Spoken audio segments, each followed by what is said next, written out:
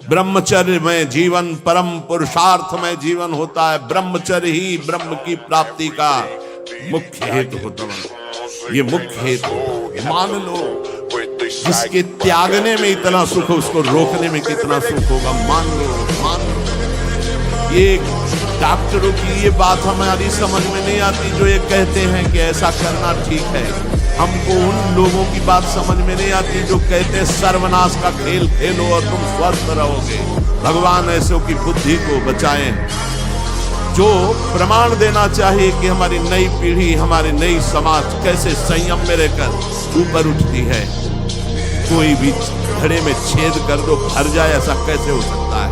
चलनी में गैया दुहे दोष दैव को दे, हरिगुल कहो न माने। कैसा कलयुग बढ़ गया है कि प्रमाण दिया जाता है सीरियल नौटंकी नाटकों से और डॉक्टरों से। कैसी बुद्धि भ्रष्ट हो गई है उपदेश देने वालों।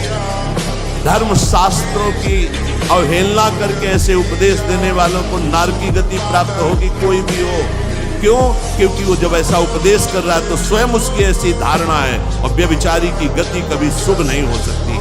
व्यसनी धन शुभ गति व्यभिचारी कभी नहीं हो सकती। शास्त्र मर्यादा का नाश करने वाले ऐसे लोग प्रमाण देते हैं नाटकों, नौटंकी और फिल्मों का कि ऐसा करना उस फिल्म में कहा गया, ऐसा करना उस। डॉक्टर क्या है? शरीर संबंधी अंगों का ज्ञान रखने वाला है, ना कि वो परमार्थ विजयी योद्धा है। वो काम, क्रोध, लोभ, मोह, मद इनका ऑपरेशन करना जानता है क्या?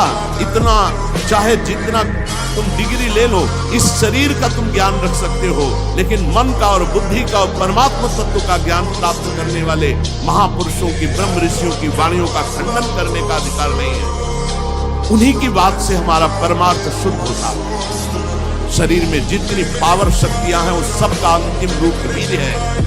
सबका अंतिम रूप, सप्तम धातु का अंतिम रूप बनता है जाकर वीर्य। और उस पावर का नाश करने वाला कभी स्वस्थ रह सकता है? कैसी बुद्धि है, कैसा उपदेश है। यहाँ कह रहे हैं कि परमार्थ की शुरुआत ही ब्रह्मचर्य से होती है। इसलिए चाहे गृहस्थ हो चाहे विरक्त, गृहस्थ तो संयम से संतानोत्पत्ति के लिए भगवत प्रणाम करके, भगवत आराधना करके, दिशाओं को नमस्कार करके, तिथि और समय की योग्यता देख करके संतानोत्पत्ति के लिए भगवत पूजा भाव रखकर वो संयोग किया जाता है, सहवास किया जाता है। और भगवान की प्राप्ति के मार्ग में चलने के लिए इसका संचय किया जाता है। ब्रह्मचर्य परम जीवन, परम पुरुषार्थ ब्रह्ममय है। 10,000 वर्ष तक ब्रह्मचर्य रह करके कश्यप जी ने जब संतानोत्पत्ति का संकल्प किया तो विनता जी से भगवान गरुण जी का प्रादुर्भाव हुआ।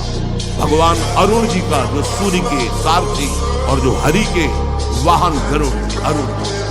फिर 1000 वर्ष तक रहकर भगवान वासुकी, भगवान शेष, अनंत फणधारी, जब वो सहवास करते तो हजारों वर्ष ब्रह्मचर्य रह के तो बलिष्ठ देवता, बलिष्ठ दैत्य सब उन्हीं से प्रकाशित हुए, कश्यप जी से। ब्रह्मचर्य पूर्वक जीवन कई वर्ष व्यतीत करके नाम जप करते हुए फिर संतान को, चाहे बालिका हो चाहे बालक, तो जगत